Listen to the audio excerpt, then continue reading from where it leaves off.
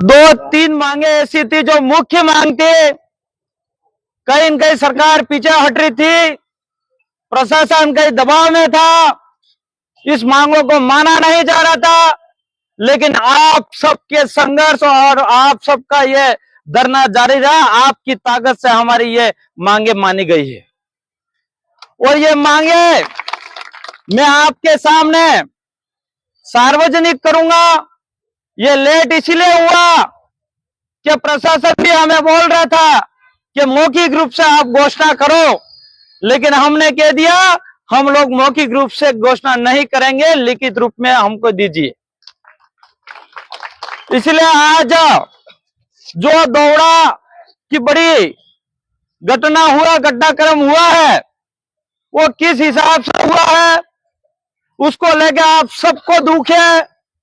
जब 3 दिन पहले हम दौड़ा थाने के सामने धरने पे बैठे थे, उस समय चाहे वार्ड पंच जनप्रतिनिधि हो, चाहे सरपंच हो, चाहे डेलीगेट हो, चाहे समाज सेवी हो, चाहे किसी भी संगठन का हो, चाहे किसी भी पार्टी का हो, वो दिल की आवाज से बोल रहा था कि इस थाने के अंदर ये सीआई इतना लापरवाह है, ये कांस्टेबल इतना लापरवाह है, ये एएसआई इतना लापरवाह है, ये खुलेआम बोल रहे थे।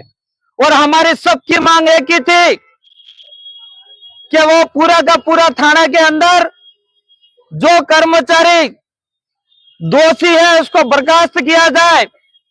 लेकिन कोई नियम प्रक्रिया के आधार पे हमारी मांगे मानी है और हम लास्ट तक लड़ाई लड़ेंगे भी सही। मैं प्रशासन को भी कहना चाहूंगा, विधायक होने के नाते मैं बर्दाश्त नहीं करूंगा, बर्खास्त करने की क्षमता रखेंगे हम, ये बताना चाहूंगा। और ये जो फर्स्ट जो बताना चाहूंगा, दौड़ा ब्लॉक के अंदर तेजकरण जयकरण पुलिस निरीक्षण अधिकारी पुलिस थाना दौड़ा सस्पेंड। इसके बाद जो 4 नीचे के कार्मिक है उनके मैं नाम सुनाना चाह रहा हूं। वलमराम पुत्र दूल्हा उप निरीक्षक suspend, Suresh Kumar head constable suspend, Pushpendra Singh suspend, Madhav Singh suspend. ये सब आपकी ताकत से हुआ है, ये आवाज मेरी नहीं थी, ये आवाज आपकी थी।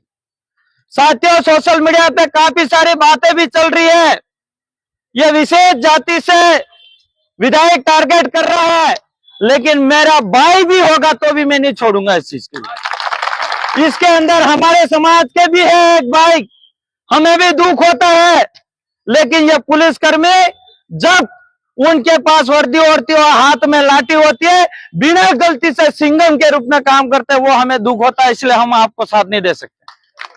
हम जनप्रतिनिधि हैं, हम समाज के आम व्यक्ति नागरिक के नौकर हैं। आप लोगों ने हमको जिताया है, आप जैसा बोलोगे ऐसा ही काम करेंगे हम लोग। इसलिए ये हम इसमें किसी भी प्रकार से समझौता नहीं करेंगे। रही बात जो कल एक मुकदमा दर्ज करने के लिए एसपी साहब को रिपोर्ट दी थी, उसको भी मैं बताना चाहूंगा। जो दिलीप आहारी के हत्यारा और गिरफ्तार करने की सजा दिलाने के लिए संबंध में दिया था, तो वो भी रिपोर्ट दर्ज हो गई है और इसकी भी कॉपी दी गई है।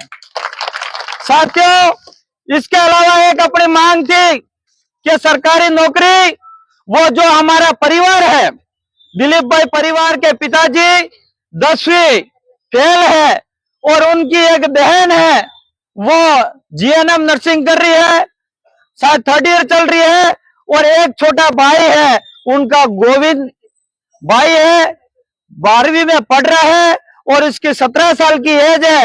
लेकिन अभी वर्तमान एज जो भाई हमारे दिलीप भाई के पिताजी जो जीवराज जी को एक संविदा कर्मी सरकारी नौकरी जो रघुनाथपुरा गांव के अंदर हॉस्टल है, इसके अंदर नौकरी दी गई है। इसके अलावा 2 महीने के बाद, 1 साल के बाद एक माँबाड़ी जो उनका बच्चा है उनको दी जाएगी। ये दोनों है।